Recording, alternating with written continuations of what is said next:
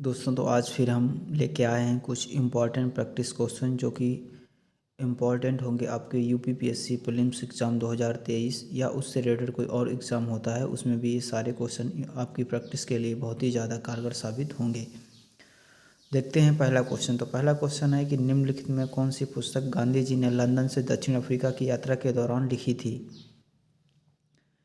Option है पहला हिंद स्वराज, मैं कॉम्प, युद्ध और शांति, एक स्वीकारोक्ति। आपको बताना है कि इसमें से कौन सी पुस्तक है जो गांधी जी ने अपनी दक्षिण अफ्रीका की यात्रा के दौरान लिखी थी। तो इस पुस्तक का नाम है हिंद स्वराज। तो गांधी जी ने गुजराती भाषा में हिंद स्वराज पुस्तक लिखी थी। तो आप ये भी याद रखना कि उन्होंने जो हिंद स्वराज पुस्तक थी वो सबसे पहले गुजराती भाषा में लिखी थी। जब वे वर्ष 1909 में लंदन से दक्षिण अफ्रीका की यात्रा कर रहे थे, यानी आप ये भी याद रखें कि 1909 में उन्होंने लंदन से दक्षिण अफ्रीका की यात्रा की थी। कहाँ ये भी पूछ सकता है कि भारत से दक्षिण अफ्रीका की या लंदन से, तो यह है लंदन से दक्षिण अफ्रीका। उन्होंने इस पुस्तक का अंग्रेजी में अनुवाद किया था जब 1910 में अंग्रेज़ों द्वारा गुजराती संस्करण पर प्रतिबंध लगा दिया गया था। तो ये भी याद रखें कि 1909 में उन्होंने इस पुस्तक को गुजराती भाषा में लिखा था और फिर 1910 में उन्होंने इस पुस्तक को अंग्रेज़ी भाषा में लिखा, क्योंकि अंग्रेज़ी सरकार ने गुजराती भाषा में उनकी जो लिखित संपादित पुस्तक थी उसको बैन कर दिया था। बढ़ते हैं अपने अगले क्वेश्चन की तरफ। निम्नलिखित में से किसने भारत के युवाओं को मजबूत और निडर बनने का संदेश दिया था। रामकृष्ण परमहंस, ईश्वरचंद्र विद्यासागर, स्वामी विवेकानंद, राजा राम मोहन राय। तो आपको बताना है कि इनमें से किसने मजबूत और निडर बनने का संदेश भारतीय युवाओं को दिया था। तो ये हैं स्वामी विवेकानंद। स्वामी विवेकानंद ने भारत के युवाओं को मजबूत और निडर बनने का संदेश दिया। उनका जन्म 1863 में हुआ था। कमेंट बॉक्स में बताइए कि उनका जन्म कहाँ हुआ था। अगला क्वेश्चन है कि भारत में पहली कपास मिल की स्थापना किस वर्ष हुई थी। 1818, 1825, 1855, 1862। तो भारत में पहली कपास मिल की स्थापना 1818 में हुई थी। तो भारत में पहली कपास मिल कोलकाता के फोर्ट ग्लास्टर में स्थापित की गई थी। इसे बोबरिया कॉटन मिल के नाम से जाना जाता था। नाम याद रखें। दोस्तों अगला क्वेश्चन है कि संथालों की बस्ती कॉलोनी को किस नाम से जाना जाता था। दामिन ए रियासत, अमीर ए कोह, दामिन ए कोह, अमीर ए मंडी। तो आपको बताना है कि संथालों की बस्ती को किस नाम से जाना जाता था।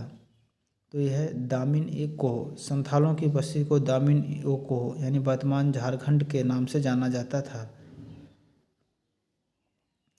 अगला क्वेश्चन है कि निम्नलिखित में कौन संथाल विद्रोह के परिणाम थे। पहला ऑप्शन है भागलपुर से मुंगेर तक के क्षेत्र में ब्रिटिश शासन का अंत। दूसरा है सिद्धू और कानू को फांसी दी गई। 36 संथाल गांव का विध्वंसक संथाल परगना बनाया गया। नीचे दिए गए कोटों में से सही विकल्प का चयन करें। तो आप इनमें से बताइए कि कौन से कथन जो है संथाल विद्रोह के परिणाम से मैच खाते हैं।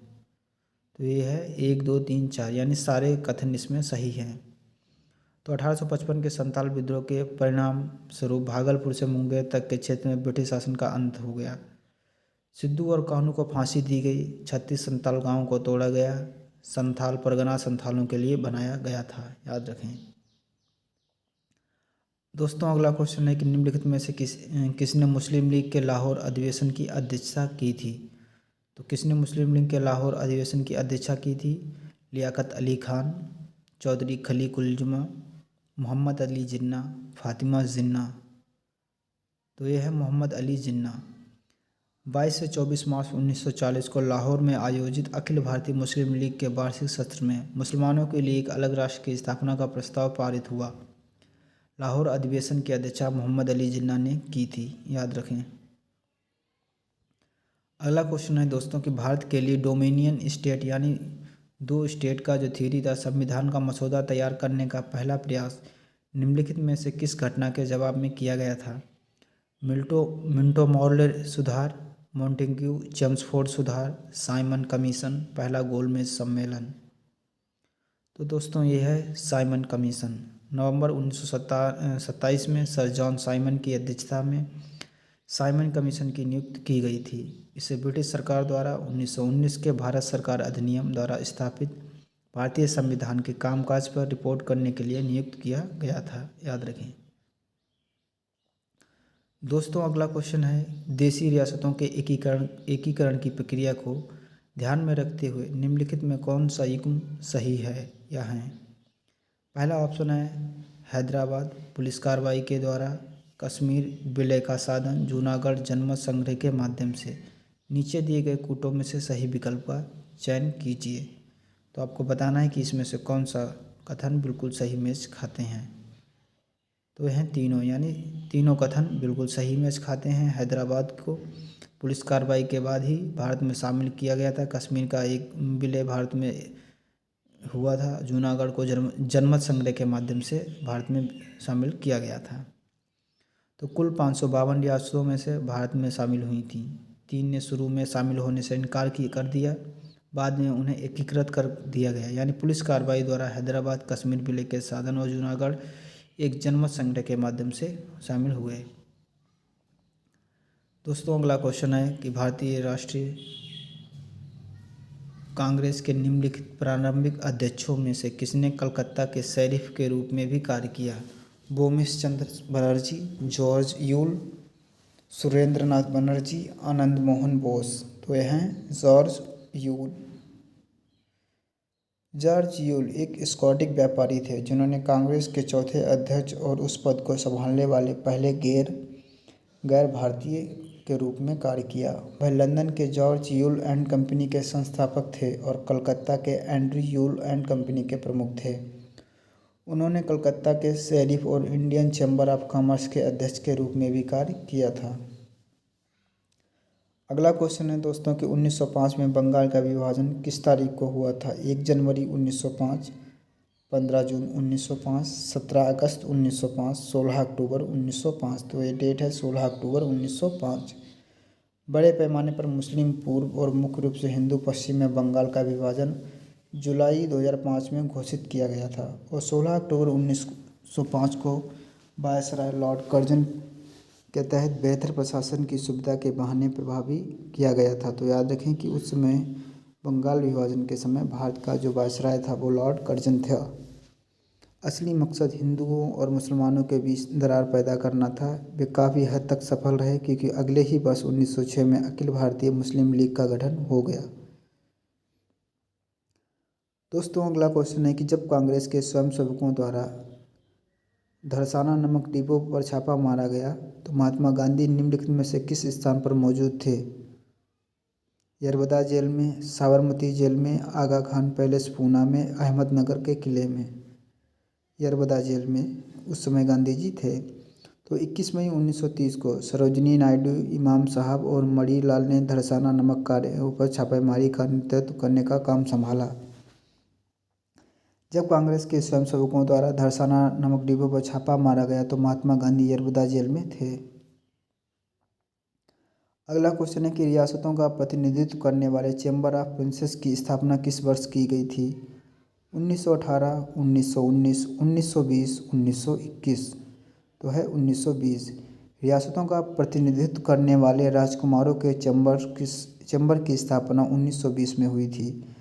चैम्बर की आमतौर पर साल में एक बार वायसराय की अध्यक्षता में बैठक होती थी। पूरा चैम्बर अपने रियासतों के भीतर इससे एक स्थायी अधिकारी का चुनाव करता था, इसे चांसलर की शैली में रखा जाता था, जो चैम्बर की स्थायी समिति की अध्यक्षता करता था, जो कि अधिक बार मिलता था। 1944 से 47 के दौरान अंतिम चांसलर भोपाल के नवाब सर हमीदुल्ला खान थे। यह चैम्बर ऑफ प्रिंसेस अंग्रेजों द्वारा अपनी फूट डालो और राज करो नीति के माध्यम से उनकी निरंतरता सुनिश्चित करने के लिए जाली प्रमुख दोस्त रेखाओं में से एक था। अगला क्वेश्चन है कि यूनाइटेड इंडियन पेट्रियाटिक एसोसिएशन की स्थापना किसने की थी। रहमतुल्ला एम सयानी, हकीम अजमल खान, सर सैयद अहमद खान, सी शंकरन नायर। यानी यूनाइटेड इंडियन पेट्रियाटिक एसोसिएशन की स्थापना सर सैयद अहमद खान ने की। सर सैयद अहमद खान भारतीय राष्ट्रीय कांग्रेस के कट विरोधी थे, जिसके द्वारा उन्होंने 1888 में अंग्रेजों के प्रति वफादारी की भावना पैदा करने के लिए यूनाइटेड इंडियन पेट्रियाटिक एसोसिएशन की स्थापना की। अगला क्वेश्चन है कि फॉरवर्ड ब्लॉक की स्थापना निम्नलिखित में से किस वर्ष में की गई थी? 1939, 1941, 1942, 1945। तो है 1939। वर्ष 1939 3 मई सुभाष चंद्र बोस द्वारा फॉरवर्ड ब्लॉक की स्थापना की गई। सुभाष चंद्र बोस फॉरवर्ड ब्लॉक के अध्यक्ष बने और पंजाब के शार्दुल सिंह केशेसिर के उपाध्यक्ष बने। दिल्ली से लाल शंकर लाल को इसका महासचिव नियुक्त किया गया और बॉम्बे से पंडित बी त्रिपाठी और खुर्शीद नरीमन को इसके सचिव के रूप में नियुक्त किया गया। दोस्तों अगला क्वेश्चन है कि निम्नलिखित में से किसने पुलिस बल के रॉयल आयरिश कॉन्स्टेबलरी मॉडल की शुरुआत की? Sir Robert walker, Richard Smith, sir Charles Napier, उपरोक्त में से कोई नहीं। तो पुलिस बल के रॉयल आयरिश कॉन्स्टेबलरी मॉडल की शुरुआत किसने की? ये हैं सर चार्ल्स नेपियर।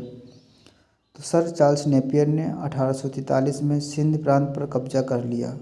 उन्होंने पुलिस बल के रॉयल आयरिश कॉन्स्टेबलरी मॉडल की शुरुआत की, जिसने एक अलग और स्वयं निहित पुलिस संगठन का गठन किया, जिसके तहत अधिकारियों के पास प्रदर्शन करने के लिए पुलिस कर्तव्यों के अलावा कोई अन्य नहीं था।